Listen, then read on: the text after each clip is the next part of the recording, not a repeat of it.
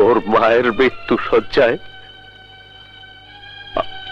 আমি যে ওয়াদা করেছিলাম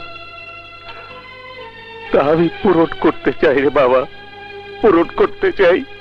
চিন্তা করো না বাবা, তোমার স্বপ্ন পূরণ হইবই, পূরণ হইবই।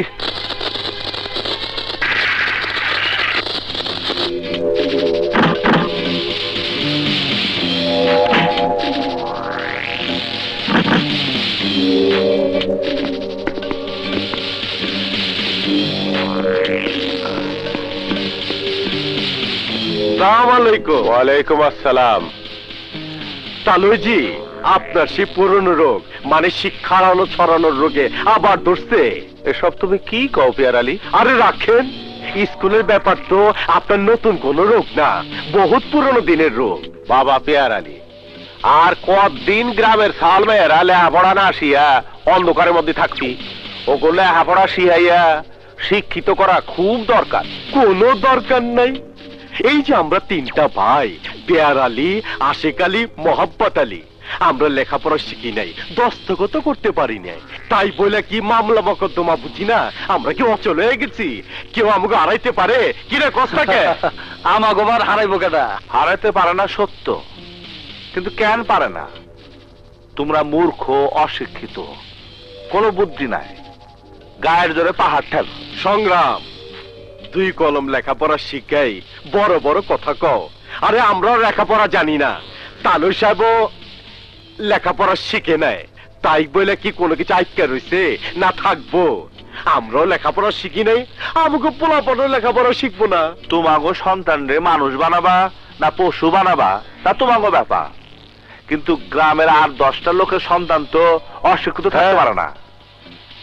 আমি আমার মায়ের স্বপ্ন পূরণ করবো, এইখানে স্কুল হইব, কেউ যদি বাধা দেয় তারা বাঁচতে দেবো না, তার আমি স্কুল করে নিছে পুইতা ফালামু। ওই সংগ্রাম, তুই আমার ধমক দিতেছস?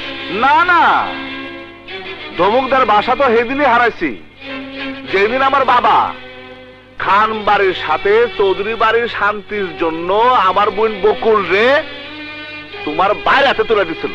তাইলে আজ আবার অশান্তির আগুন জ্বালাইতে চাস কেন? পেয়ার আলী,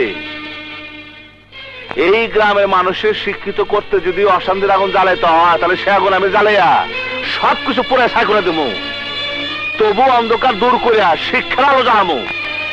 অশিক্ষিত মানুষ পশুর মতো, শিক্ষা মানুষে করে বিনয়ী, আর বিনয় মানুষে একত্রে শান্তিতে থাকতে পারে। কি কো বাবা? বুঝে বাবা ঠিক কইছে, কিন্তু আমি যে একাই শান্তিতে থাকতে চাই, আর সবাইরে অশান্তির আগুনে পোড়াইয়া পায়ের তলায় পিচ্ছা মারতে চাই, পিচ্ছা মারতে চাই।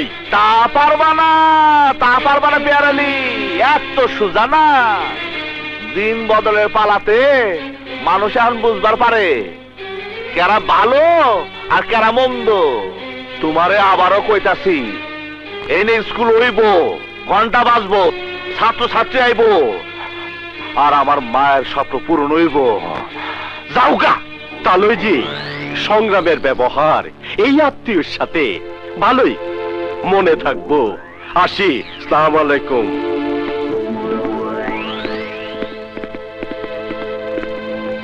ওগের সাথে তুই যে এক রোখার মতো কথা কলি, ওরা লোক ভালো না তো। বকুল রে যদি কিছু... আরে দূর বাবা, কিছুই বলা। পড়ো বাবা। অতে অজগর আসছে তেরে। অতে অজগর আসছে তেরে। আবার বলো, অতে অজগর আসছে তেরে। অতে অজগর আসছে তেরে। আরে আরে, কেউ এইভাবে বই লাঠি মেরে ফেলে দেয়?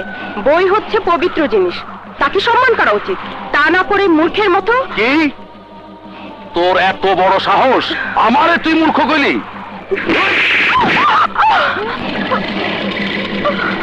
আমারে তুই মূর্খ কইছিস না?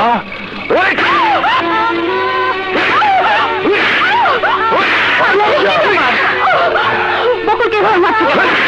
কি করেছো? কি অপরাধ করেছো? আমার ভাইরা আমারই সামনে ছোট বউ মূর্খ কইছে, এটা বড় অপমানের কথা। বকুল তো মিথ্যা বলে নাই, লেখাপড়া শিখলে চোখে এভাবে বউয়ের গায়ে হাত তোলে? আরে তুই দিয়ে ওকালতি করতেছস? ওই গ্রামের লোকজনের সামনে সংগ্রাম আমাকে অপমান করছে, চ্যালেঞ্জ দিয়ে কইছে স্কুল সে বানাইবই। না না না না না, স্কুল হইব না, ওই জায়গা আমার চাই। এই, এই, এই, যদি শান্তিতে থাকবার চাস তাহলে তোর বাপেরে যাইয়া ক ওই স্কুলের জায়গাটা আমার নামে লেখা দিতে। অসম্ভব। তুমি আমাকে মারো, কাটো, যা খুশি করো, তবু আমি আমার আব্বার কাছে কিছু বলতে পারবো না। এই, ওইবার পারবি না, রাখ, পরে আমি কয়তাছি। না, আমি বলবো না। এখনো সময় আছে, কইতাছি, তাহলে হাত দিয়ে হারাবো। এই, যা করছি তাই কর। মোহাম্মদ! এই মেয়ে, যাও এখান থেকে, যাও। কি হচ্ছে এসব? ভাবি, দিলা তো মুডটা নষ্ট করে। রাখো তোমার মুড। তোমরা তিন ভাই তো জাহান্নামে গেছো, এখন বাড়ির ভিতরে বাজে মেয়ে নিয়ে ঢুকেছো। এক বড় শিশু ফয়সালের কথা ভাবলে না? ভাবলে না এইসব দেখে বড় হলে ওর ভবিষ্যৎ কি হবে? আহা, এত ভাবা ভাবির কি আছে? আমি বিয়া করি নাই তো আমার একটু আনন্দ ফুর্তি করা দরকার। মেয়েটারে যে খেদাই দিছো, এখন আমার মনের আগুন নিভাবো কেমনে? তুমি আমার মনের আগুন নিভাও। মোহাম্মদ! মনের আগুন নিভাও।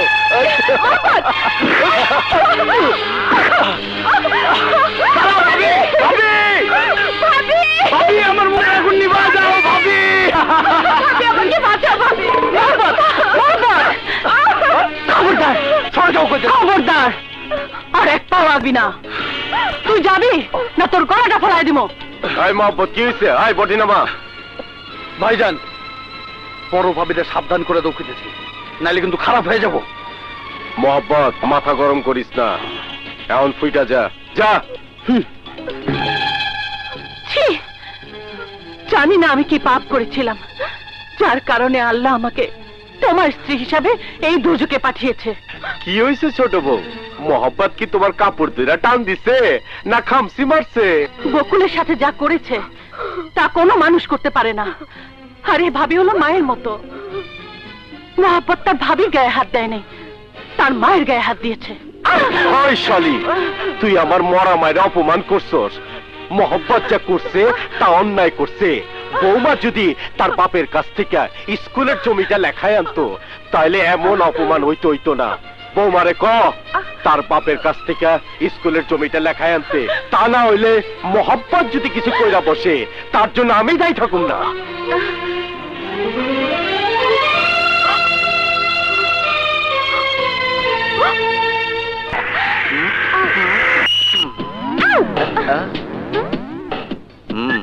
তুমি তাহলে ইচ্ছে করে হার্ট ব্রেক করেছো না? হুম? তা না হইলে এত বেশি আপন কইরা আমারে জড়ায় ধরতা? কি? কি হইলো? অসভ্য! আমি তোমাকে কোনোদিনও জড়িয়ে ধরবো না। কি ধরবা না? না তাইলে ধরবা না? না। তাইলে আমি জড়ায় ধরতাছি। কি করছো? চিরদিনের মতো আটকায় ফেলাইছি, শত চেষ্টা করেও পালাইবার পারবা না। আমি তো পালাতে চাই না বিপ্লব,